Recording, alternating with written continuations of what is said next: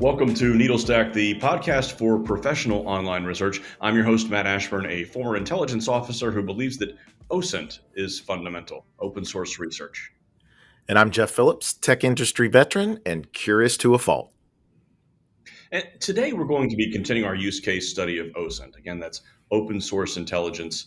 And we're going to talk about the role that it plays in the trust and safety teams of online communities. So think large tech companies, folks that want to keep online marketplaces and platforms safe for the users and for those that want to buy and sell goods online and use the services in whatever way that they're designed to be used.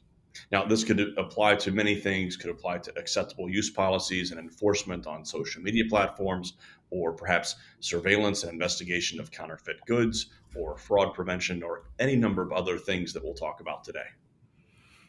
Yeah, Matt, I think, to kind of go with a definition here to start us off, I'd say the field of trust and safety is about how people abuse the internet and services on the internet. You mentioned communities to cause real harm, but typically they're doing so by using the products in the way they were actually designed to work, right? So maybe it's a platform for sending messages or posting content or selling something, as you mentioned, counterfeits.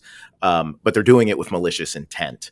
Um, and we've seen over the last couple of years, while trust and safety has been around for 20 years as a concept, I've seen it really that analyst role and the formation of dedicated trust and safety teams growing, as you mentioned, with tech companies, but anyone with a an online community, right, where they need to mitigate risk and preserve their brand reputation.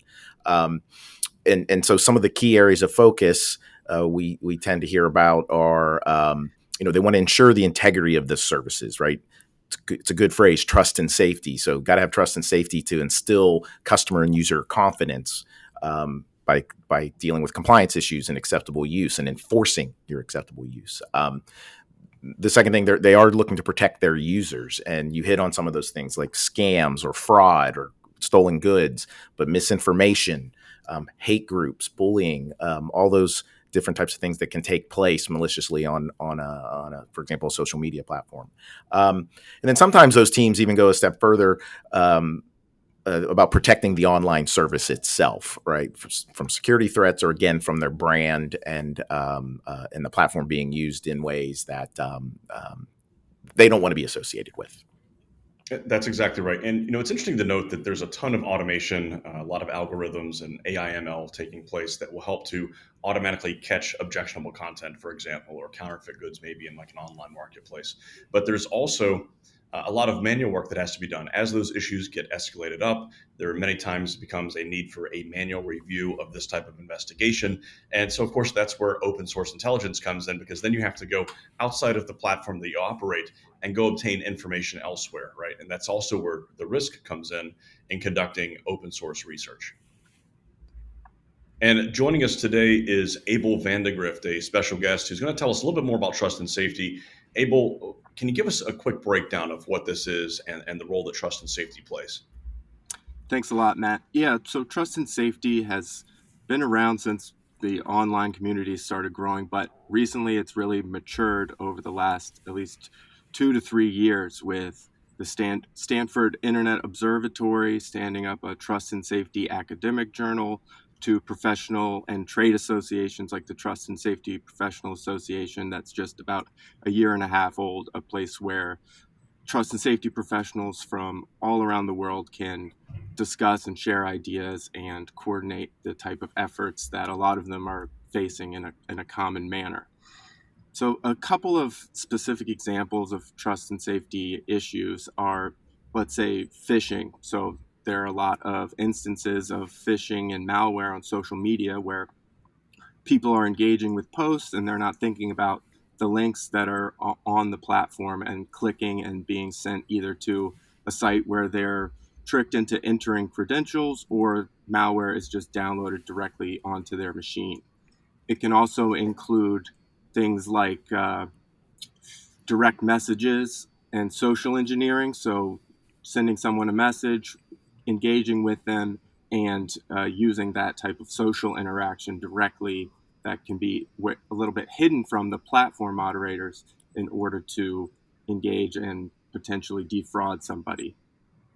On the other side, the counterfeit and pirated goods, that's a very large underground marketplace where it can be anything from the dark web to open content, whether it's online marketplaces where those are legitimate marketplaces, but people are selling counterfeit, stolen, pirated goods. There's also intellectual property crime that can take place. So businesses are interested in making sure that patents or other ideas that they have are not sold on a dark marketplace.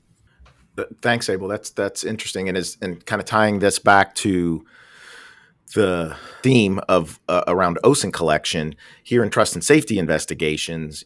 I can think of a few areas where you need to consider when you're going out and investigating this type of stuff. There's of course going to be things around company policy. Um, if it's counterfeits, are you allowed to follow a lead to the dark web if that's where this investigation took you? Are you allowed to go to certain sites that are sites that are hosted in certain countries? Your company most likely maybe even block you as far as standard IT practices. Are you allowed to go around that?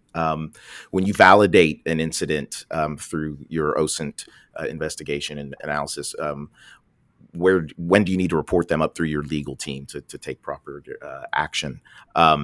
There's privacy and civil liberty protections of the user community itself, and we the episode before this, if anyone's interested going deep into civil liberties and privacy and OSINT, I encourage you to check out our episode with Richard Denholm.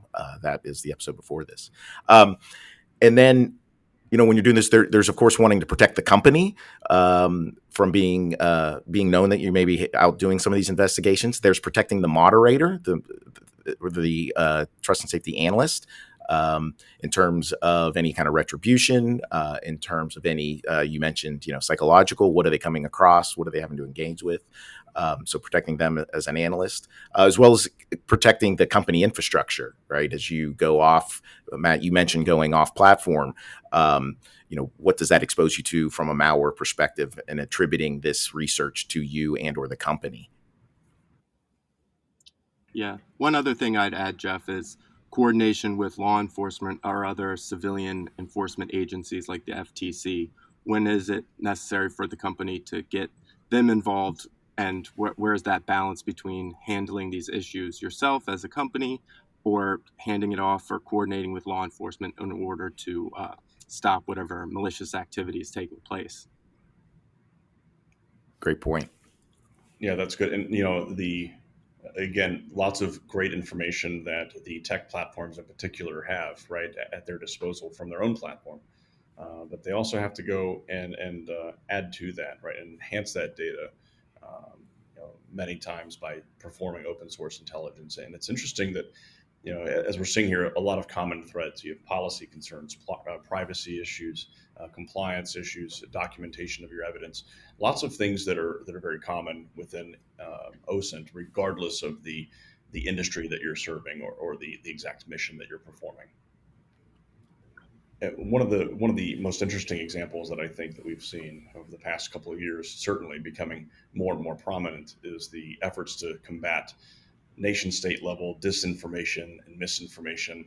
Many times this is coordinated inauthentic activity, and performing the research that is needed to combat this is it's a massive undertaking. And we've seen a number of tech companies very prominently display the results of their research, which is pretty fascinating. Facebook and Twitter are two big ones that come to mind.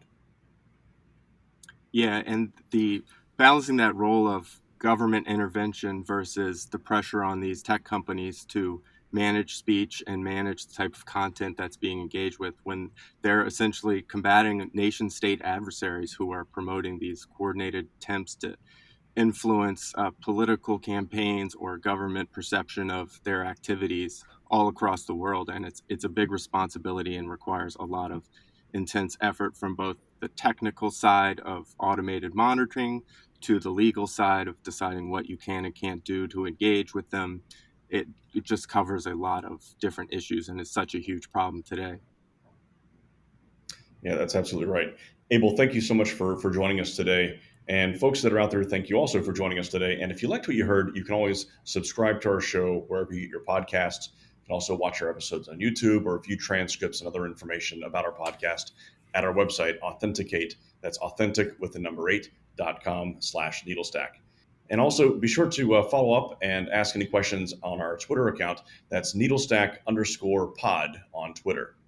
Next week, you don't want to miss our conversation. My friend Mick will be here with us talking about corporate research and protection and the role that OSINT plays in that. In particular, some tips for protecting people on travel and some other interesting use cases of open source intelligence. You don't want to miss it.